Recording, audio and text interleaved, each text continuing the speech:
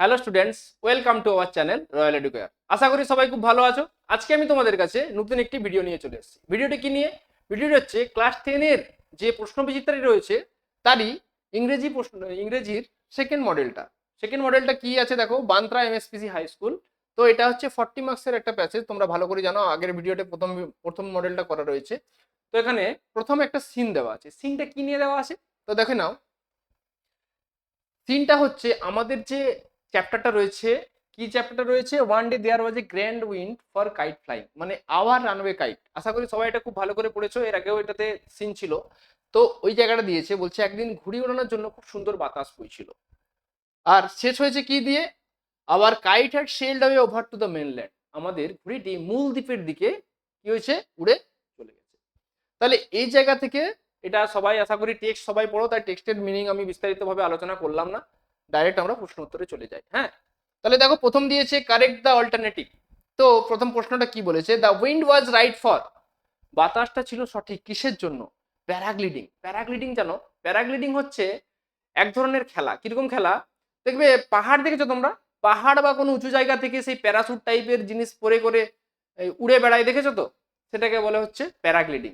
তাহলে প্যারাগ্লিডিং এখানে নেই। এরোপ্লেন ফ্লাইং, এরোপ্লেন ফ্লাইংও নেই। কাইট ফ্লাইং, ঘুড়ি ওড়ানো। তাহলে বাতাসটা কিসের জন্য ভালো ছিল? দেখো, one day there was a grand wind for kite flying. তাহলে কাইট ফ্লাইং আমরা পেয়ে গেছি, দাগ দিয়ে দিলাম, খুব সুন্দর সহজ। The narrator fell over the rocks. তবে একটা কথা বলতে ভুলে গেলাম, এই প্যারাগ্লাইডিং যে আছে এটা কিন্তু খুব মানে অ্যাডভেঞ্চারাস স্পোর্ট বলতে পারো, যে উঁচু জায়গা থেকে প্যারাসুট টাইপের জিনিস পরে করে তোমাকে উড়ে যেতে হবে। হ্যাঁ, এটা খুব ইন্টারেস্টিং জিনিস। সেকেন্ড যে কোশ্চেনটা বলেছে, the narrator fell over the rocks resulting in, আমাদের যে ন্যারেটার তিনি কি হলেন, পাথরের উপরে পড়ে গেছিলেন, তাই তো? তার ফলে কি হয়েছিল? বিং ইনজিওর্ড সিরিয়াসলি, গুরুতরভাবে আহত হয়েছিলেন। Making a big hole in the kite. আচ্ছা দেখো, এই যে my elbow went clear through the kite making a big hole, তাহলে তিনি যে পড়ে গেছিলেন তার জন্য কি হয়েছিল, ঘড়িটা একটা বড় গর্ত সৃষ্টি হয়েছিল। তাহলে making a big hole in the kite, আর অপশনে যাবোই না। কেন যাবো আমরা পরের অপশনে, কেন যাবো বলো? অ্যান্সার তো পেয়ে গেছি, তাই তো? তাহলে নেক্সট কোশ্চেন দেখো কি দিয়েছে, এটা কমপ্লিট হয়ে গেল। দিয়েছে complete the following sentences with information from the text. Text থেকে গুরুত্বপূর্ণ তথ্য সংগ্রহ করে শূন্যস্থানটা কমপ্লিট করো। কি বলেছে? The narrator and Claude. তাহলে আমাদের ন্যারেটর আর Claude had to hurry to, তাড়াতাড়ি করছিল কিসের জন্য? টু ফিক্স দ্য কাইট, তাই তো? তাহলে had to hurry to fix the kite লিখে দিয়ে এখানে।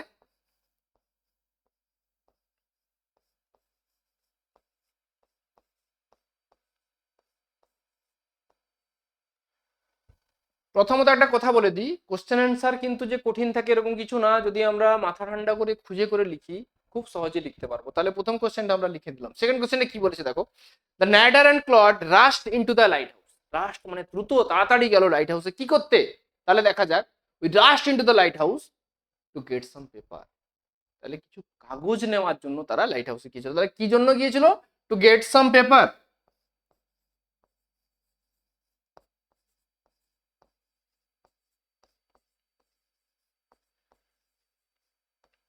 Complete.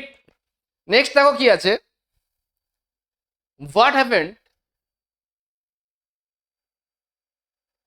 What happened when the narrator was bringing the kite from the house. তাহলে কি ঘটেছিল যখন ন্যারেটর বাড়ি থেকে ঘুড়িটা নিয়ে আসছিল? ঠিক আছে, তাহলে এটাকে যদি আমরা প্রথমত সাজাতে হবে, তাহলে when the narrator was bringing the kite from the house লিখে দিলাম। ঠিক আছে, যখন তিনি বাড়ি থেকে ঘুড়িটা নিয়ে আসছিলেন।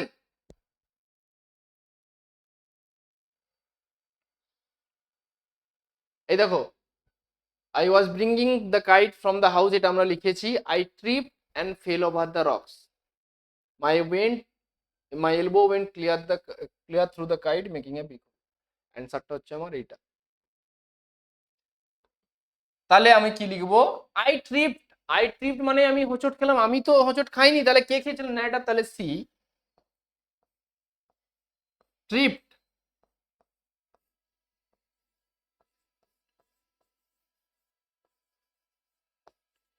অ্যান্ড আচ্ছা, কেউ যদি মনে হয় লিখতে অসুবিধা হচ্ছে, লেখা যদি বুঝতে প্রবলেম হচ্ছে, আমি কিন্তু এখানে দাগ দিয়েছি সি, এটা আইটা করে দেবে C, tripped and fell over the rocks.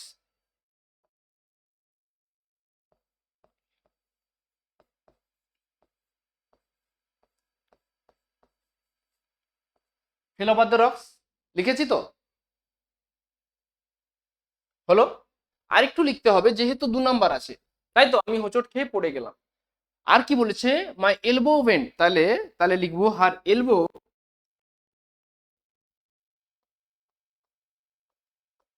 মাইটা হার করলাম, আমার তো নয়, ন্যারেটারে। Her elbow went clear through the road,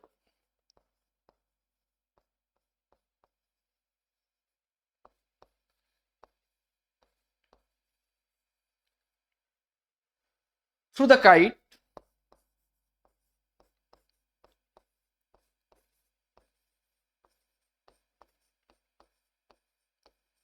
making a big hole.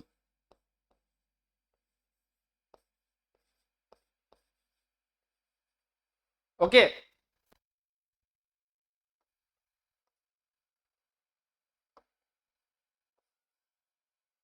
Complete.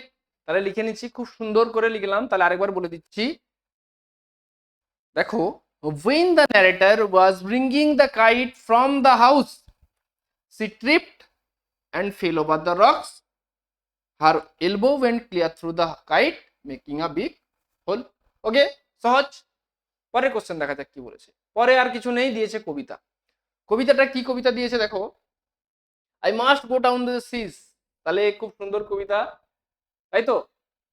শিফ, সবাই পড়েছে তো সি ফিভার, তাহলে সেটাই দেওয়া আছে এখানে। তো কবিতাটা থেকে কি প্রশ্ন দিয়েছে, কোন জায়গাটা দিয়েছে একটু ভালো করে দেখো। I must go down to the seas again, আমি আবার সমুদ্রে যেতে চাই, for the call of the running tide, কিসের ডাকে, জোয়ার ভাটার ডাকে, ঠিক আছে।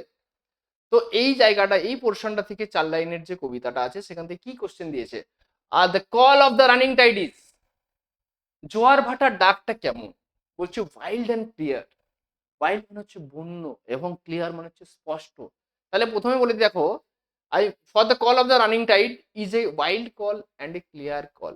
তাহলে আমরা কিন্তু অ্যান্সার কিন্তু পেয়েছি, হ্যাঁ, wild call, wild and clear. তাহলে জোয়ার ভাটার যে ডাকটা কেমন, সেটা হচ্ছে ওয়াইল্ড, বন্য এবং ক্লিয়ার, পরিষ্কার স্পষ্ট। ওকে, তাহলে পরের অপশনগুলো আর দেখতে যাচ্ছি না, কারণ আমি প্রথমেই পেয়ে গেছি। হ্যাঁ, second question, the bird mentioned here is, তাহলে যে পাখিটার উল্লেখ এখানে রয়েছে, কি পাখি রয়েছে, দেখো দিয়েছে সিগাল, শঙ্খচিল। তাহলে আমরা বার্ড মেনশন কি লিখতে পারি, সিগাল। কেমন হয়ে গেল। এই দেখো, তারপরে কিছু প্রশ্ন উত্তর দেওয়া আছে, প্রশ্ন উত্তরগুলো কিভাবে লেখা যাবে। প্রশ্ন উত্তরে প্রথম বলছে, what does the poet ask while longing for a C voice, তাহলে কবি কি চেয়েছিলেন যখন তিনি সমুদ্র যাত্রায় যেতে চেয়েছিলেন। তাহলে সমুদ্র যাত্রায় যাবেন তখন তার কি কি দরকার, তাহলে দ্য পোয়েট, ও না, প্রথমে এটাকে লিখবে, হ্যাঁ, while longing for a C voice, যখন সমুদ্র যাত্রার আশা কবি করেছিলেন তখন তিনি চেয়েছিলেন। তাহলে এটা আগে লিখবো, কিন্তু একটু ভালো করে সবাই দেখে নাও। while longing for a sea voyage, the poet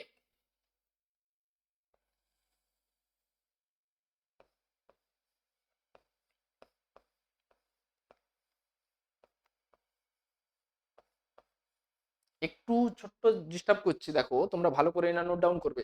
এই যে এখানে লিখলাম আস্ক আছে, আমি আস্ক লিখলাম কেন, কারণ এখানে দেখো লেখা আছে ডাচ, তাই তো। তাহলে ডাচ আছে বলে এটা মেন ভার্বের সাথে এস বাই এস যুক্ত হলো। তাহলে আস্ক কি বলেছে, তাহলে কি কি চেয়েছিলেন, প্রথমত দেখো কি চেয়েছিলেন, বলেছে উইন্ডি ডে, ঝোড়ো দিন। তাহলে আমরা লিখে দেব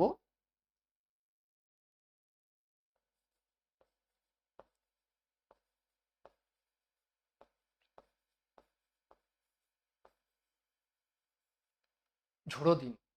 তারপরে কি বলেছে, উইথ হোয়াইট ক্লাউডস ফ্লাই, যেখানে সাদা মেঘ ভেসে বেড়ায়।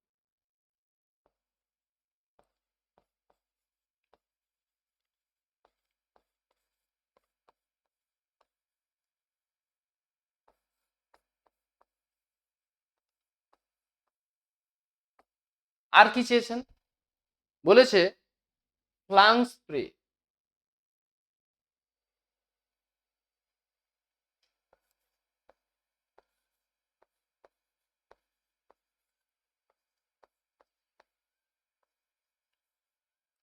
ফ্লাং স্প্রে লিখে দিলাম। এইবারে কি দিয়েছে দেখো, ব্লাউন স্পিউম, বিক্ষিপ্ত ফেনা রাশি। ফেনা দেখেছো তো, সমুদ্রের জল যখন ঢেউ যখন অনেক জোরে জোরে হয়, একটা ফেনার মতো বুলবুলি সৃষ্টি হয়, সেটাই হচ্ছে ব্লাউন স্পিউম। ওকে,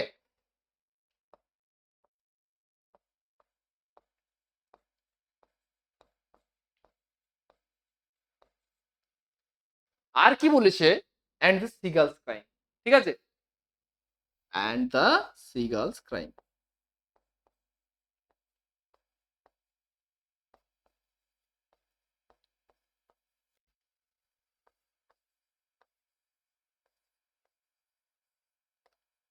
তাহলে যেহেতু দেখো অনেক কিছু আছে, তাহলে আমাদের কিন্তু সবগুলো লিখতে হবে।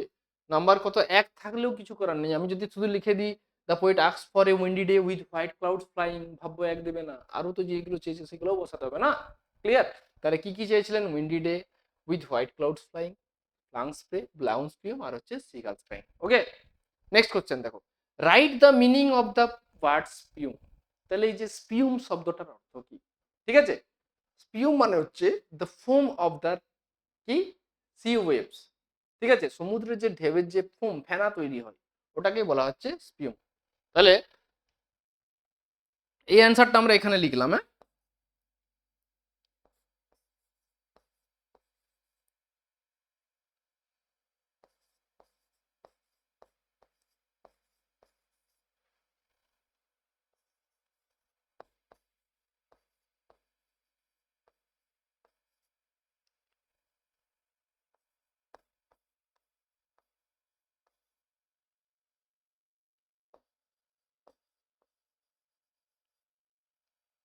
কি লিখতে পারবো, কি বললাম তাহলে, the meaning of the word spume, তাই তো, বা স্পাম মিনস কি বলতে পারি আমরা, ফোম অফ দ্য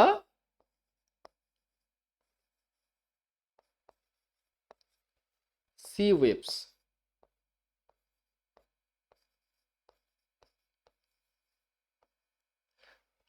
তাহলে foam of the sea waves, তাহলে সি ওয়েভ সমুদ্রের ঢেউয়ের যে একটা ফেনা, যখন জলে জলে একটা বুলবুলি তৈরি হয়ে, জানো তো, ওটাকেই বলা হচ্ছে স্পিউম। ওকে, ক্লিয়ার? তাহলে আমাদের সিন, সিন যে পোর্শনটা ছিল, সিন প্লাস পোয়েম, দুটো কিন্তু আমরা কমপ্লিট করে নিলাম। এরপরে যেটা চলে আসছি সেটা হচ্ছে আনসিন সেকশন। তাহলে তোমাদের ক্ষেত্রে যেটা বলেছিলাম, ভেরি করে খুব বেশি, মানে যেটা ছাড়া তোমাদের খুব মানে নাম্বার কমে যায়, সেটা হচ্ছে আনসিন আর রাইটিং। তো তার জন্য আনসিন আমি তোমাদেরকে বারবার প্রত্যেক ভিডিওতে একটা কথাই বলি, আনসিন করার আগে মিনিমাম 2 থেকে 3 বার আনসিনটাকে ভালো করে প্রপার পড়তে হবে। যদি তুমি লাইন ওয়াইজ খুঁজো, তাহলে কিন্তু ওটাতে কি অনেক টাইম লাগে। কিন্তু যদি আমি দুবার থরলি রিডিং পড়ে নিই ভালো করে, তাহলে কিন্তু এনি মোমেন্টে তুমি কিন্তু যে কোনো কোশ্চেনের অ্যান্সার দিতে পারবে। আমার ভিডিওগুলো ভালো করে দেখবে, আমি মিনিং সহকারে যখন আলোচনা করে দিই, প্রত্যেকটা কোশ্চেনের অ্যান্সার খুঁজতে কিন্তু অত্যধিক কম সময় লাগে, খুব কম সময়, অল্প সময় আমাদের এটা কমপ্লিট হয়ে যায় আর খুঁজেও পেয়ে যায়। তো আজকের যে আনসারটা দিয়েছে কি নিয়ে দেওয়া আছে এটা দেখা যাক। India has the highest number of malnourished children in the world. ঠিক আছে, ম্যালনারিশড মানে হচ্ছে অপুষ্টি। তাহলে আমাদের বিশ্বে অপুষ্টিতে ভুগছে, ঠিক আছে, এমন সংখ্যার হার কোথায় সব থেকে বেশি, বলতো ভারতে। তাহলে অপুষ্টি দেখেছো তো, কিছু কিছু বাচ্চাদেরকে যেমন কি হচ্ছে, যেমন সে খেতে পায়নি, রোগা বা ইয়ে রয়ে গেছে, ওজন নেই একবারে কিছু, সেই অপুষ্টিতে ভুগছে, এইরকম শিশুর সংখ্যা কোথায় সব থেকে বেশি, ইন্ডিয়া। আমাদের ইন্ডিয়া সবার টপে আছে, with Madhya Pradesh being the worst affected state. বাবারে, তাহলে ভারতের মধ্যে আমাদের যে মধ্যপ্রদেশ রাজ্যটা রয়েছে, সেটা হচ্ছে সবচেয়ে বেশি ক্ষতিগ্রস্ত রাজ্য। তাহলে ভারতের তো সব থেকে সংখ্যা বেশি বলছে, কিন্তু ভারতের মধ্যে কোন স্টেটে সব থেকে বেশি যদি বলে, তখন সেটা কি হবে, মধ্যপ্রদেশ। ওকে, মধ্যপ্রদেশে হচ্ছে ম্যালনারিশ চিলড্রেনের সংখ্যা সব থেকে বেশি। About 47 children under 5 in the country totaling about 57 million। 57 million মানে হচ্ছে তোমার 5,70,00,000। ওকে, আর আন্ডারওয়েট, আন্ডারওয়েট মানে হচ্ছে কম ওজনে। তাহলে আমাদের দেশে, কি বললাম, আমাদের দেশের 5 বছরের নিচে 5,70,00,000 শিশুর মধ্যে প্রায় 47% শিশু হচ্ছে কম ওজনের, ওজনের হার কম। কত বলছে, 5,70,00,000 47%।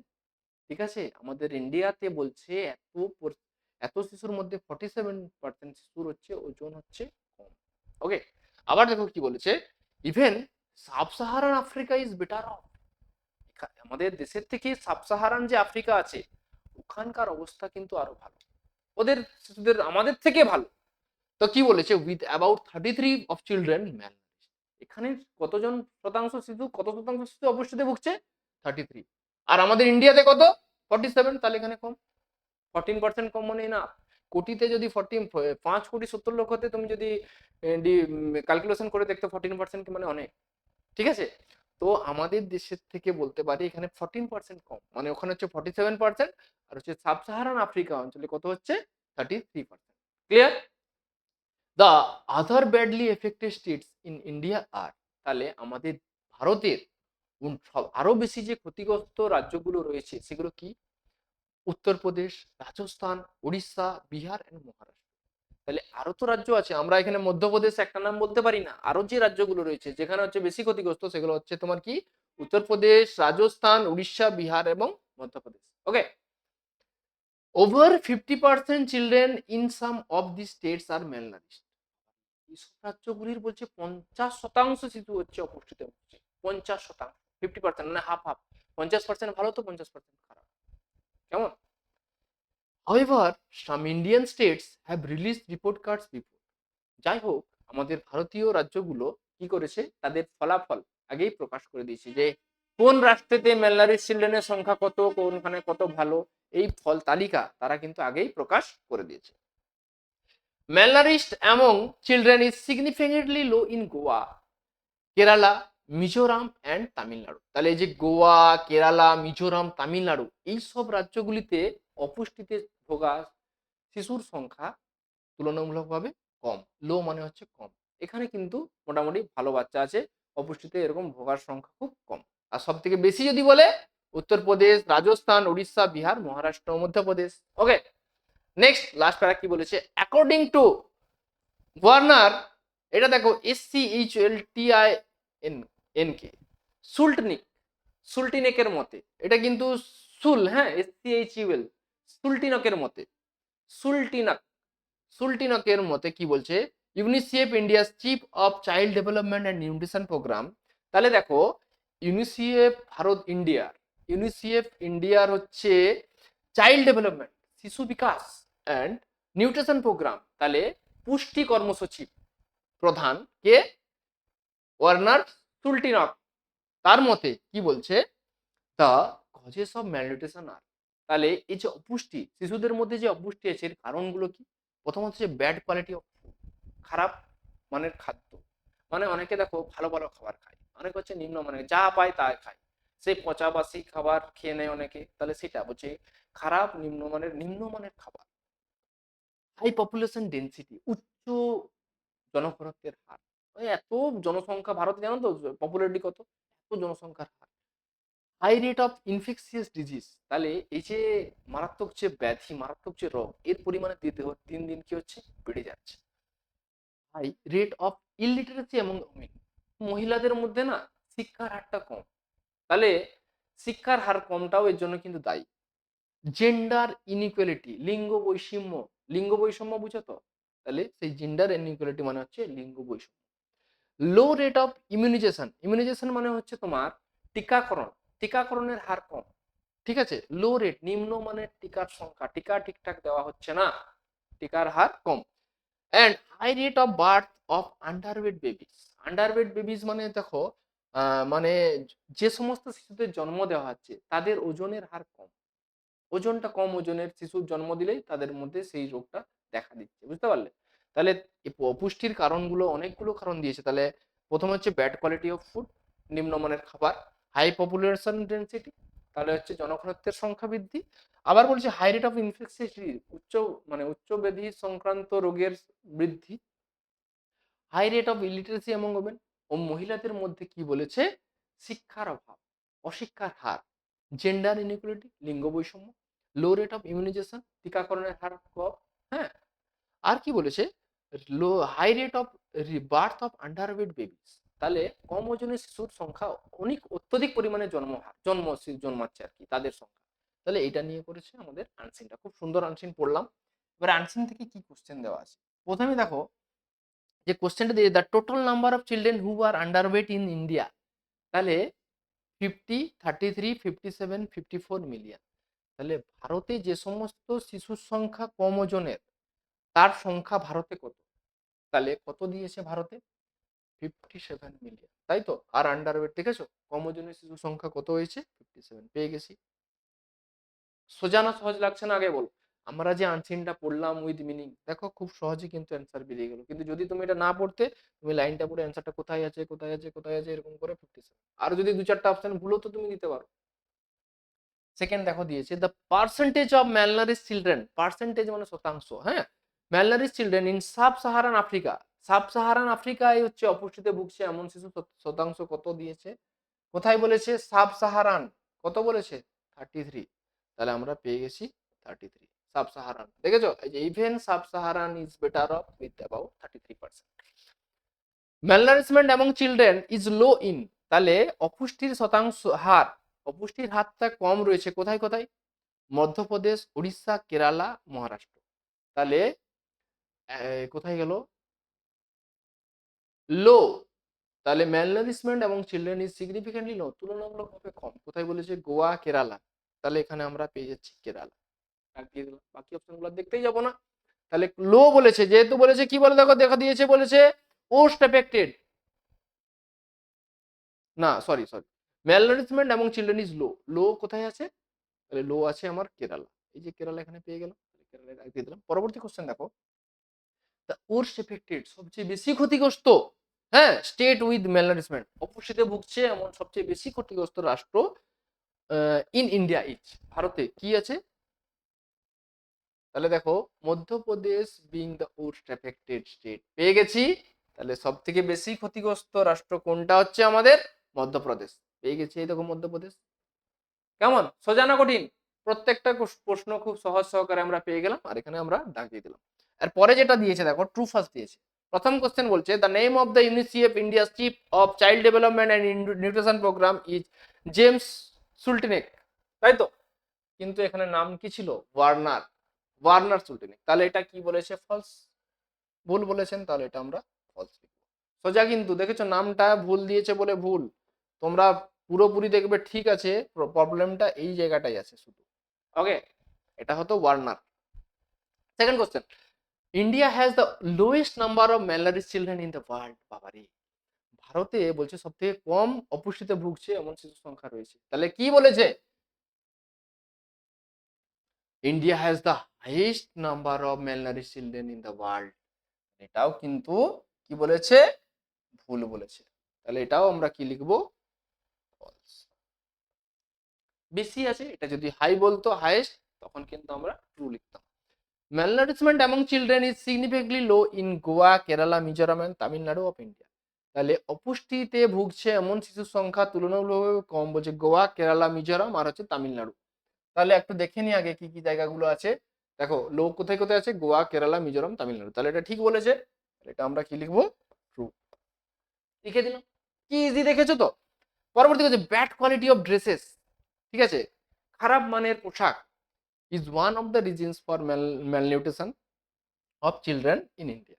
তাহলে দেখো খারাপ মানের পোশাকটা কখনো অপুষ্টিতে ভুগছে শিশু সংখ্যা হতে পারে? খারাপ মানের পোশাক কিন্তু নেই এখানে, কিন্তু আমরা যে কারণগুলো দিয়েছি bad quality of food, high population density, এখানে কোথাও কিন্তু ড্রেসের ব্যাপারে বলা নেই, ঠিক আছে। তাহলে এটা কি বলেছে? পুরোপুরি ভাবে ফলস। তাহলে এটা আমরা লিখে দিলাম ফলস। কেন লিখলাম ফলস? কেন লিখার পিছনে কারণ হচ্ছে এখানে কিন্তু কোথাও কিন্তু লেখা নেই যে খারাপ মানের পোশাকটা হচ্ছে অপুষ্টিতে ভোগার কারণ, তার জন্য আমরা এটা লিখে দিচ্ছি কি ফলস। ওকে, তাহলে সিন আনসিন থেকে যে প্যাটার্নটা ছিল এমসিকিউ ট্রু ফলস হয়ে গেল। এইবারে যে কোশ্চেন, একটা কোশ্চেন অ্যান্সার দেখতে পাচ্ছি, দেখো দিয়েছে স্টেট থ্রি রিজনস, উল্লেখ করো তিনটি কারণ for the malnourishment of the children, শিশুতে অপুষ্টিতে ভোগার কারণ। তাহলে শিশুরা অপুষ্টিতে ভুগছে তিনটি কারণ উল্লেখ করো। তাহলে এটাকে প্রথমে আমরা সাজিয়ে লিখবো, কি লিখবো?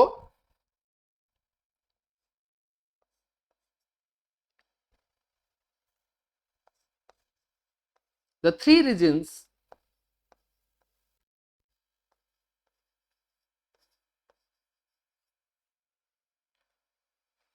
for the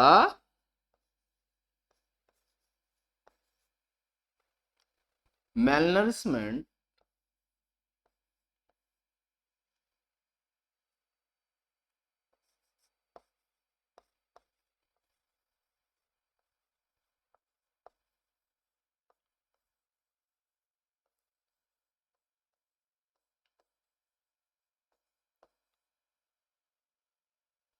আর যেহেতু তিনটা বলেছে তার জন্য আমরা আর লিখলাম। তাহলে কি আছে তিনটে কারণ?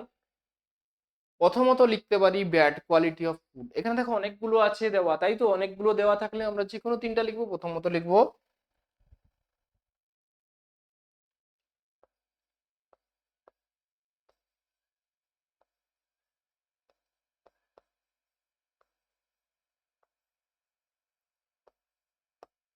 Bad quality of food, number one. High population density. তার নাম্বার টু এ লিখলাম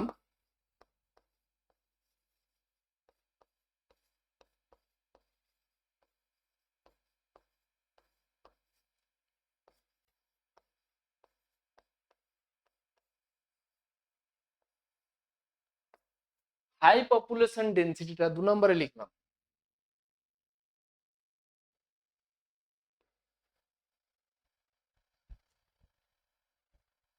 নাম্বার থ্রি লিখবো হাই রেট অফ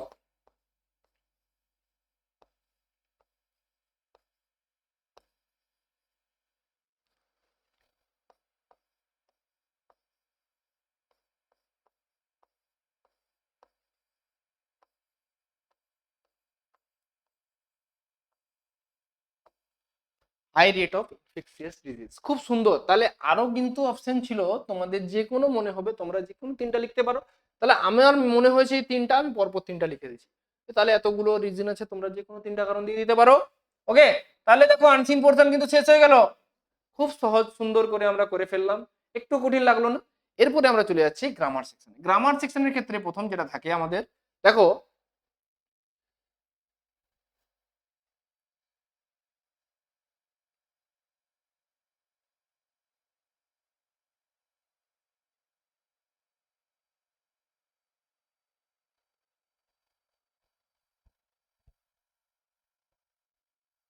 কি বলেছে,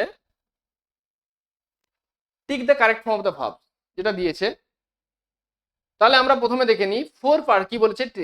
four persons dash killed was killed were killed when a matador fan collided with a scooter last night। তাহলে last night গত রাত্রে, তাহলে কোন টেন্স? Past tense. যেহেতু ফোর পার্সন, এটা সিঙ্গুলার না প্লুরাল? প্লুরালে বলেছে, তাহলে ফোর পার্সন ওয়্যার কিল্ড আমরা লিখে দিলাম সুন্দর করে, ওয়্যার কিল্ড।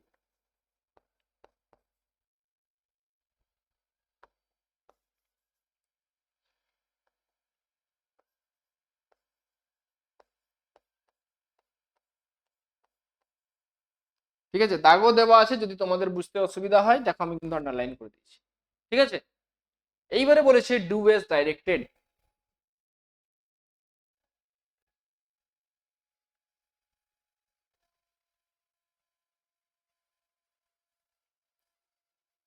তাহলে এটা আমরা কি লিখতে পারি? It is hard to run, it is hard to run pirate caves and things like that only to. তাহলে এটা হলো কঠিন দৌড়ানো, কিটা? পাইরেট কেভস অ্যান্ড থিংস এবং জিনিস, লাইক দ্যাট এইরকম, উইথ অনলি টু দুজন নিয়ে। তাহলে এটাকে নেগেটিভ বলেছে। তাহলে এটা কঠিন, তার মানে এটা যদি না বাচক করি কি কঠিন বলছে, মানে এটা সোজা নয়। সোজা নয় মানে তো কঠিন। তাহলে নেগেটিভের ক্ষেত্রে তোমাদেরকে একটা বলে দিই, আমার কিন্তু অপোজিট ওয়ার্ড আসবে কিন্তু মিনিংটাকে আমাকে কিন্তু সেম আনতে হবে, আর এখানে না বাচক শব্দ ইউজ করতে হবে। তাহলে যেহেতু বলেছি ইট ইজ হার্ড, তাহলে আমরা লিখতে পারি ইট ইজ নট ইজি। এটা সহজ নয়, তাহলে নট ইজি দেখো না আসলো, আর মানেটাও কিন্তু সহজ নয় মানে কি কঠিন, মিনিংটা ব্যাক রাখলো একদম ভেরি ইজি। তাহলে আমরা লিখে দেবো কি it is not easy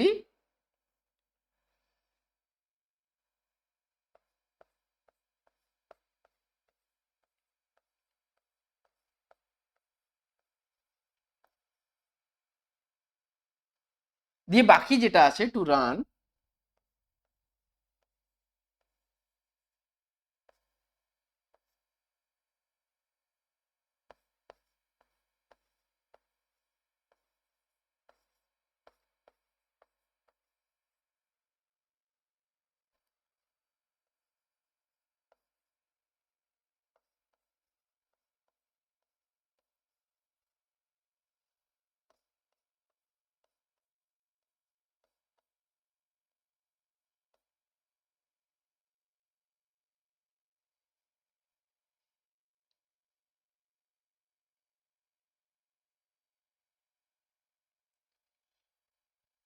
with only two.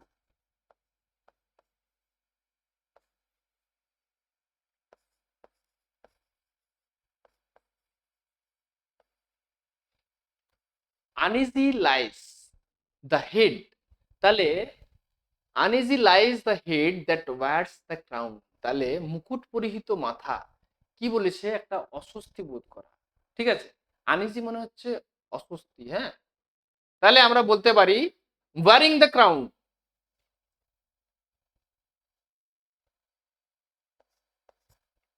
Wiring the crown, যেহেতু সিম্পলে বলেছে তাহলে সিম্পল সেন্টেন্সে নিয়ে গেলে আমরা ভিআইএনজি আনতে পারি, ভার্বের সাথে আইএনজি আছে, নিয়ে আসলাম। তাহলে wearing the crown the head lies uneasy, very easy.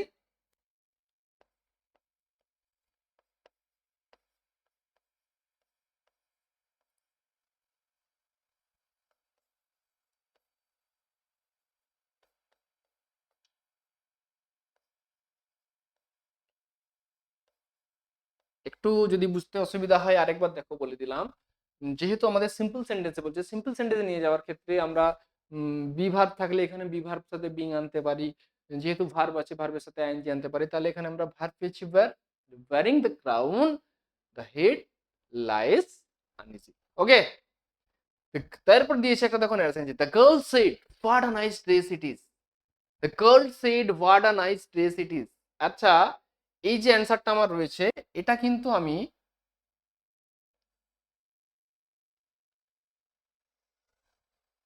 এখানটায় লিখছি। ওকে, কেন লিখছি এখানটায়, স্পেস কম আছে, ভালো করে দেখো এটা কিসে দেওয়া আছে, চিহ্নটা দেখতে পাচ্ছ সবাই, এক্সক্লামেটরি সাইন, তাই তো?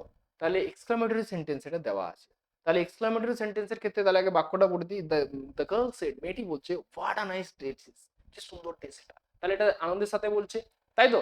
তাহলে দ্য গার্ল সেড, তাহলে দ্য গার্ল যেহেতু এক্সক্লামেটরি, তাহলে আমরা কি আনবো, দ্য গার্ল এক্সক্লেমড। এগুলো কিন্তু রুলস, এইভাবে যদি তুমি না আনো তাহলে কিন্তু নাম্বার তুমি ঠিকঠাক পাবে না। তাহলে কি প্রকাশ পাচ্ছে, the girl exclaimed with joy, আনন্দে বলছে।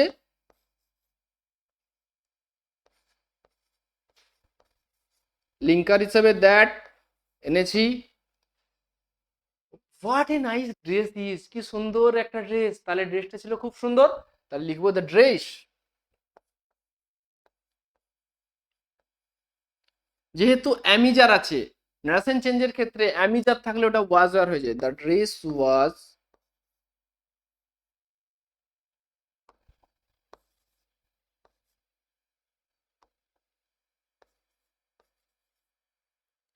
The dress was very nice. একটু ভালো করে সবাই দেখো, এই যে নারেশন চেঞ্জ আছে, নারেশন চেঞ্জটা আমরা এখানে নিয়ে এখানে লিখেছি, কেন লিখেছি, স্পেস নেই বলে।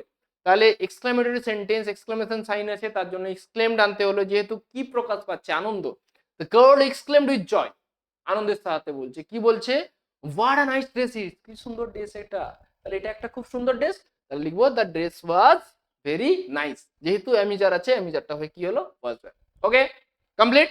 এইবারে দিয়েছে ফেজাল ভার্ব, ফেজাল ভার্বটাও কিন্তু খুব ইম্পর্টেন্ট দিয়েছে, পলিউশন কজেস ইলনেস, কজেস মানে হচ্ছে কারণ, তাহলে আমরা লিখতে পারি পলিউশন হচ্ছে ব্রিংস অ্যাবাউট, তাই তো? আর একটা দিয়েছে পাবলিশ, পাবলিশ মানে হচ্ছে প্রকাশ করা, প্রকাশ করা হচ্ছে ব্রিং আউট। আচ্ছা, একটা ভালো করে দেখো, ওয়াজ আছে মানে এখানে ভার্বের কোন ফর্ম ইউজ করা হয়েছে, থার্ড ফর্ম, যেহেতু ভি3, তার জন্য আমরা এখানে লিখবো ব্রট আউট।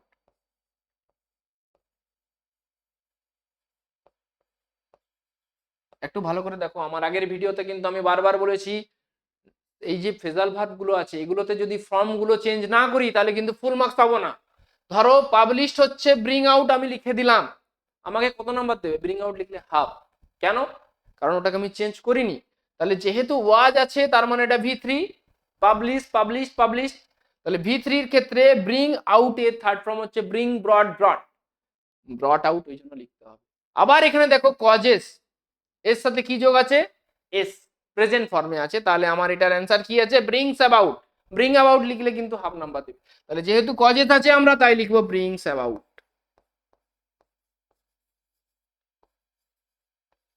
M I clear?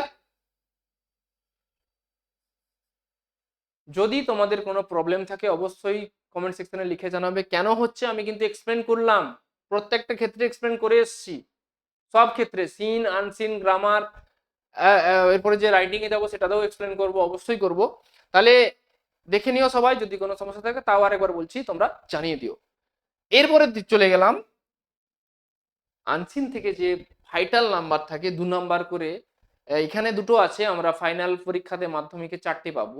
তো এখানে কি বলেছে, বলছে কিছু ওয়ার্ড দেওয়া আছে, এগুলো সিমিলার মিনিং আমাদেরকে খুঁজে বার করতে হবে কোথা থেকে, আনসিন থেকে। তো রিমার্কেবলি, রিমার্কেবলি কথাটা কিন্তু খুব সুন্দর, এর আগে আমরা শুনেছি। রিমার্কেবলি কথার অর্থ কি, উল্লেখযোগ্য ভাবে, উল্লেখযোগ্য বলতে পারি, তাই তো? তাহলে রিমার্কেবলি, রিমার্কেবলি, আরে এর ক্ষেত্রে দেখবে যেহেতু এল ওয়াই আছে, এটার একটা ইজি প্রসেস তোমাদেরকে বলে রাখছি আমি।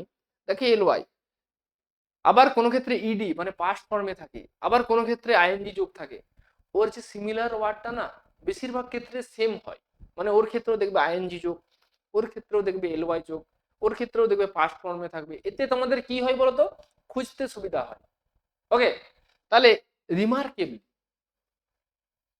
তাহলে রিমার্কেবলি যদি হয় তাহলে কি হতে পারে ওটা, সিগনিফিকেন্টলি। দেখো আমার কথাটা মিললো, উল্লেখযোগ্যভাবে। আমরা কিন্তু আগে পড়েছিলাম যে উল্লেখযোগ্যভাবে যে সমস্ত জায়গাগুলোই হচ্ছে তোমার কম পরিমাণে রয়েছে, সেটা হচ্ছে কি গোয়া কেরালা।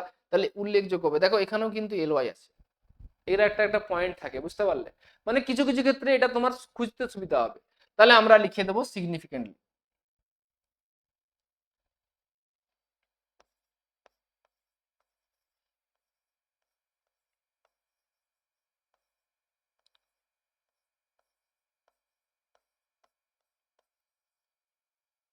তাহলে আমি কিন্তু তোমাদের জন্য কিন্তু যতটা সহজ পদ্ধতি করা যায় অবলম্বন সেটা করছি, যতটা সহজে বোঝানো যায় সেটাই বোঝাচ্ছি, যাতে তোমাদের এটা কিন্তু ভ্যারি করে খুব 4 নাম্বার, 4 নাম্বার কম পাওয়া মানে অনেক কম পাবে। তাহলে কিভাবে খুঁজবো সেই প্রসেসটাও বলে দিলাম। এরপরে যেটা দিয়েছে ইমব্যালেন্স, ভারসাম্যহীনতা যাকে বলে। হ্যাঁ, তাহলে ইমব্যালেন্সটা আমরা লিখতে পারি, কি লিখতে পারি, ইনইকুয়ালিটি। ইমব্যালেন্সটা আমরা লিখবো ইনইকুয়ালিটি। তাহলে ইনইকুয়ালিটি মানে হচ্ছে ভারসাম্য, তাহলে আমরা এখানে লিখে দেবো ইনইকুয়ালিটি। এখানে কিন্তু মিল নেই, এখানে আর কি করে মিল দেখাবো, সব ক্ষেত্রে মিল থাকবে না, ঠিক আছে? ওরকম দু একটা ক্ষেত্রে তোমাদের সহজ পদ্ধতিতে চেনার জন্য বুঝিয়ে দিলাম যে অধিকাংশ ক্ষেত্রে থাকবে। আবার কোনোতে দেখবে আইএনজি যোগ আছে, রিমার্কেবলি, রিমার্কিং যদি থাকে তাহলে ওরকম আইএনজি তেও থাকতে পারে। ওকে, ব্যাস তাহলে কমপ্লিট হয়ে গেল। এইবারে চলে যাচ্ছি রাইটিং সেকশন। কি বলেছে, write a news paper report within 100 ওয়ার্ডস, 100টি শব্দের মধ্যে একটি নিউজ পেপার রিপোর্ট, ঠিক আছে, সংবাদপত্রের প্রতিবেদন তৈরি করো on the outbreak of fire in your local market. তোমার কি বলেছে, আঞ্চলিক মার্কেটে, তোমার এলাকার যে মার্কেটটা আছে সেই বাজারে কি হয়েছে, আগুন লেগে গেছে, ঠিক আছে। You may use the following points, তুমি এই পয়েন্টস গুলো অবলম্বনে একটা নিউজ পেপার রিপোর্ট বানাতে বলেছে। তাহলে তোমার এরিয়ায় প্রথমত দেখো বলেছে ডেট এন্ড টাইম, তারিখ দিতে হবে, প্লেস জায়গা বলতে হবে, কজেস অফ ফায়ার কি কারণে আগুন লেগেছে, ড্যামেজ কি কি ক্ষতি হয়েছে, কি কি পদক্ষেপ নেওয়া। তাহলে প্রথমত হচ্ছে হেডিং, নিউজ পেপার রিপোর্টের ক্ষেত্রে হেডিংটা মাস্ট দিতেই হবে। তাহলে আমরা কি দেব, outbreak of fire in the local market হয়েছে বাই এ স্টাফ রিপোর্টার। এটা হচ্ছে কিন্তু বেস, এটা তোমাকে কিন্তু দিতেই হবে। তাহলে আমরা প্রথমত লিখে দেবো outbreak of fire in the supermarket, local market by a staff reporter হলো। এ হচ্ছে প্লেস এন্ড ডেট, দেখো একটা জায়গা ফাঁকা রেখেছি, এবারে কে কোথায় বাস করে সেই জায়গাটার নাম দেবে, যেখানে আগুনটা লেগেছে, প্রত্যেকে যার যেখানে জায়গা সেই জায়গাটা নেবে। আর হচ্ছে যে তারিখে লিখবে, যে তারিখে লিখবে, কথাটা ভালো করে শুনছো, যে তারিখে লিখবে তারিখটা এখানে কিন্তু বসাতে হবে। এবারে কি বলেছে, আরেকটা কথা, এখানে যে তারিখটা দেব, ঘটনা কিন্তু ধরবে তার আগের দিন ঘটেছে, তাহলে আগের দিন ঘটেছে, পরের দিনে খবরের কাগজে প্রকাশিত হচ্ছে। কেমন, কথাটা মাথায় এসছে না আসেনি? তাহলে এখানে যে তারিখটা দেব তার আগের দিনে ঘটনাটা ঘটেছে আমাকে বোঝাতে হবে। কেমন? তাহলে প্রত্যেকে জায়গার নাম দেবে, আর ডেটটা যেদিনে ঘটে, যেদিনে লিখছো সেই দিনের তারিখ দেবে, আর ঘটনাটা ঘটেছে কবে, ঠিক তার আগের দিন, প্রিভিয়াস ডে, ইয়েস্টারডে বলতে পারো। ওকে, শুরু করা যাক। আর টেরিবল ব্রোক ফায়ার, একটা ভয়ঙ্কর আগুন, broke out in the local market, ছড়িয়ে পড়েছে লোকাল বাজারে, অফ, সেই এখানে প্লেস বলে ফাঁকা আছে, জায়গাটার নাম last night at about 9 PM। তাহলে গতকাল ঠিক রাত 9টার সময়, তাহলে তোমার আঞ্চলিক বাজারে ঠিক রাত 9টার সময় আগুন লেগে গেছে। The fire the fire started in a cloth shop, তাহলে আগুনটা প্রথমে কোথায় লেগেছে? একটা কাপড় দোকানে, হ্যাঁ। Probably because of a short circuit, দেখো শর্ট সার্কিটের কারণে, তাহলে যদি বলা যায় যে রিজন, কারণটা কি কারণে, একটা দেওয়া ছিল যে রিজন, তাহলে কি কারণে আগুন লেগেছে? শর্ট সার্কিটের কারণে। তো soon the flames spread to a nearby shop, তাহলে একটা কথা বলি, মার্কেট কমপ্লেক্স গুলো জানো একসাথে অনেক দোকান থাকে, জানো তো, একসাথে প্রায় দেখবে যে 100খানা দোকান আছে। তো যেহেতু কাপড় দোকান, কাপড়ে কিন্তু আগুনটা দ্রুত ছড়ায়, ঠিক আছে, তাহলে যেহেতু তাহলে দ্রুত আগুন লেগে গেছে, আর সেই আগুনটা কি হচ্ছে? নিয়ার বাই সব কাছে যে দোকানগুলো আছে, এক দোকান থেকে আরেক দোকানে লেগে যায়। মেনি পিপল বিকেম ফ্রাইটেন্ড, অনেক মানুষ ভয় পেয়ে গেছে, কেউ তো বুঝতে পারেনি হয়তো, হট করে লেগে গেছে আর ছড়িয়ে গেছে পুরো আগুনটা। অ্যান্ড র্যান হিয়ার অ্যান্ড দেয়ার, এখানে সেখানে ছোটাছুটি করছে ফর সেফটি, সুরক্ষার জন্য, তাহলে এখানে আগুনে থাকলে তো পুড়ে যেতে পারে, তাহলে ভয়ে সেখানে সেখানে সেখানে ছুটে পড়াচ্ছে। Shopkeepers try to save there goods, দোকানদাররা কি করবে, চাইবে তো তাদের মালপত্রগুলো যাতে বাঁচানো যায়, তাহলে চেষ্টা করেছিল সেগুলোকে বাঁচানো। But many things war burn, কিন্তু তাদের অনেক জিনিসই কি হচ্ছে, পুড়ে গেছে। তাহলে আগুন এমন একটা জিনিস যে কোনো জিনিসকে পুড়িয়ে দিতে পারে, তাহলে সেটাই কি করেছে, সেগুলোকে কিভাবে বাঁচানোর চেষ্টা করা যায়, চেষ্টা তারা করেছিল, কিন্তু অনেক কিছু নষ্ট হয়ে গেছে। At least 10 shops were badly damage, দেখো কি করেছি, 10টা দোকান, তাহলে ওখানে তুমি 10টা, তুমি 5টাও লিখতে পারো, তুমি 50টাও লিখতে পারো, তাহলে কটা দোকান ক্ষতিগ্রস্ত হয়েছে? 10টা কমপক্ষে। Groceries and furnitures worth lakhs of rupees were destroyed, আচ্ছা দেখো আবার বলছে মুদিখানা দোকান, আবার যে আসবাবপত্র, এখানে তো ক্যাশ টাকাও থাকে, সেই প্রায় লক্ষাধিক টাকা কি হয়েছে, পুড়ে গেছে, ধ্বংস হয়ে গেছে। আফটার গেটিং দ্য নিউজ, খবরটা পাওয়ার পরে, টু ফায়ার ইঞ্জিনস রিচ দেয়ার, তাহলে স্পট কুইকলি, দ্রুত দুটো ফায়ার ইঞ্জিন চলে এসছে। The fireman worked hard for nearly 2 hours and brought the fire under control, তাহলে ওই যে আগুনটা দেখো, ওই যে ফায়ার মার্কেটে, ওই যে সুপার মার্কেটে আগুন লেগেছে, ওই আগুনটা কন্ট্রোল করতে ফায়ারম্যানের কতক্ষণ সময় লেগেছে? 2 ঘন্টা, প্রচুর পরিশ্রম করেছে, দিয়ে কোন রকমের নিয়ন্ত্রণে নিয়ে এসছে। নো ডেথ ওয়াজ রিপোর্টেড, কোন রকম মৃত্যুর সংবাদ পাওয়া যায়নি। But two person were slightly injured, কিন্তু 2জন মানুষ হালকা আহত হয়েছে। এখানে একটা জিনিস আমরা, আরেকটা জিনিস লাইন অ্যাড করতে পারি, the injured persons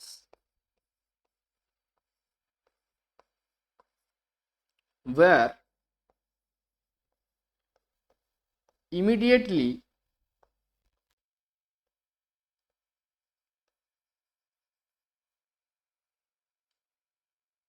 taken to the nearby hospital,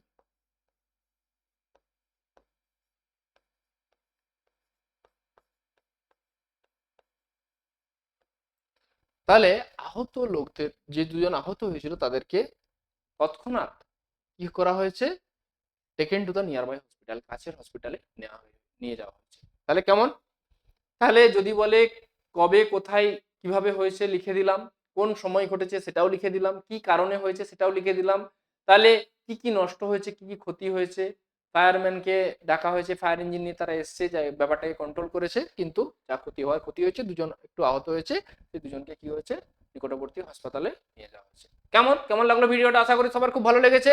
যদি কোনো সমস্যা থাকে, যদি কোনো জিনিস বুঝতে না পারো, তাহলে অবশ্যই আমার কমেন্ট সেকশনে তোমরা লিখে দিও, যদি কোনো বুঝতে অসুবিধা থাকে।